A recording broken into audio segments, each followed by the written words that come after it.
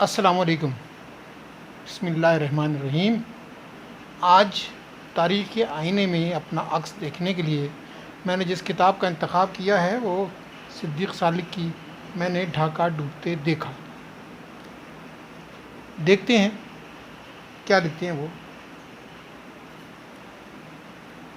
عوامی لیگ نے مشرقی پاکستان میں 162 میں سے 160 نشستیں جیت کر زبردست مارکا مارا، مگر مغربی پاکستان میں ایک بھی سیٹ حاصل نہ کر سکی۔ اسی طرح ذوالفقار علی بھٹو کی پاکستان پیپلز پارٹی نے مغربی پاکستان میں 138 میں سے 81 نشستیں جیت کر پورے مغربی بازو میں اکثریت حاصل کر لی، مگر مشرقی بازو میں ایک امیدوار بھی کھڑا نہیں کر سکی۔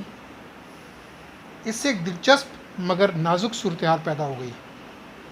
میں پچھلے باب میں الیکشن کے فوراً بعد شیخ مجیب الرحمان اور ان کے رفقا کے سخت رویے کا ذکر کر چکا ہوں۔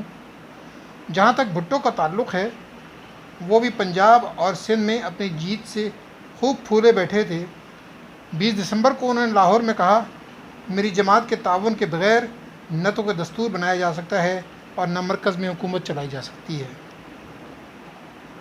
انہوں نے یہ بھی کہا کہ پنجاب اور سندھ طاقت کے سرچشمے ہیں جن میں ان کی پارٹی کو اکثریت حاصل ہے، اس لیے مرکز میں قائم ہونے والی کسی بھی حکومت کے لیے ان کا تعاون حاصل کرنا ضروری ہوگا۔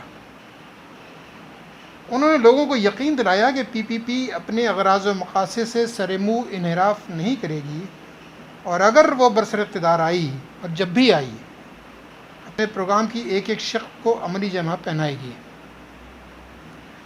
ڈھاکہ میں عوامی لیگ کے جنرل سیکرٹری مسٹر تاج الدین نے مسٹر بھٹو کے اس بیان کا ترکی بترکی جواب دیا۔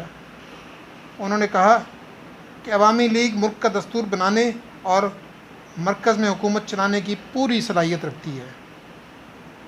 ہم کسی دوسری پارٹی کے تعاون سے اور اس کے بغیر بھی یہ کام سر انجام دے سکتے ہیں۔ پنجاب اور سندھ اب طاقت کے سرچشمہ ہونے کا دعویٰ نہیں کر سکتے۔